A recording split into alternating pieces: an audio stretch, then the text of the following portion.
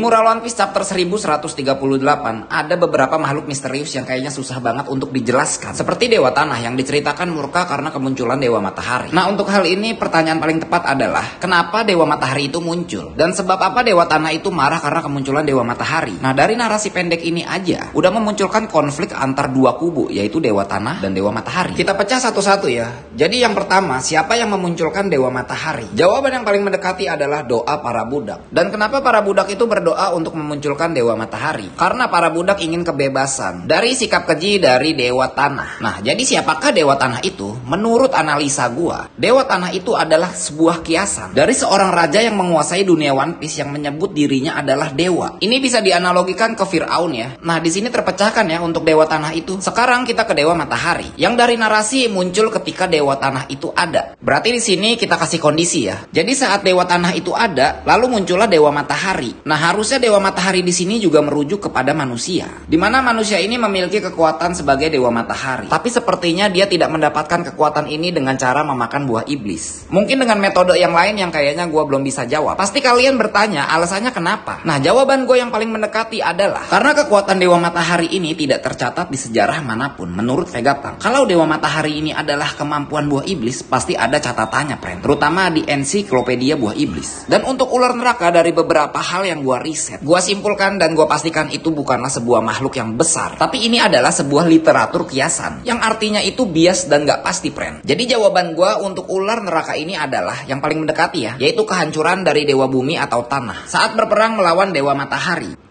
Sampai sini dapat maksud gue ya, friend? Nah, biar lu makin percaya nih kalau ular neraka itu adalah kiasan, gue menemukan kalimat yang kurang lebih sering banget digunakan oleh seorang penulis untuk melambangkan sebuah kehancuran. Kira-kira kiasannya seperti ini. Negeri indah itu hancur, dililit belenggu ular neraka, menjeratnya dalam kutukan dan kegelapan yang sangat panjang. Nah, jadi kesimpulan dari narasi satu di mural ini adalah, BTW kalau bahasanya ini gue ubah menjadi sangat sederhana dan tersusun. Akan seperti ini, friend. Terdapat kerajaan besar di bumi atau tanah yang sangat kuat, dan sang raja menyebut dirinya dewa. Semua orang yang lemah ditindas dan dijadikan budak. Mereka berdoa untuk kemunculan Dewa Matahari, sang penyelamat. Ketika dia muncul untuk membebaskan para budak, sang raja memerangi Dewa Matahari dengan seluruh kekuatannya. Dan terjadi kehancuran yang sangat besar. Api besar di mana-mana seakan ada di neraka. Setelah peperangan itu, mereka, Dewa Matahari dan Dewa Bumi, dilupakan kisahnya. Gimana pendapat lu, friend? Kira-kira lanjut nggak ya di narasi kedua dan ketiga, friend?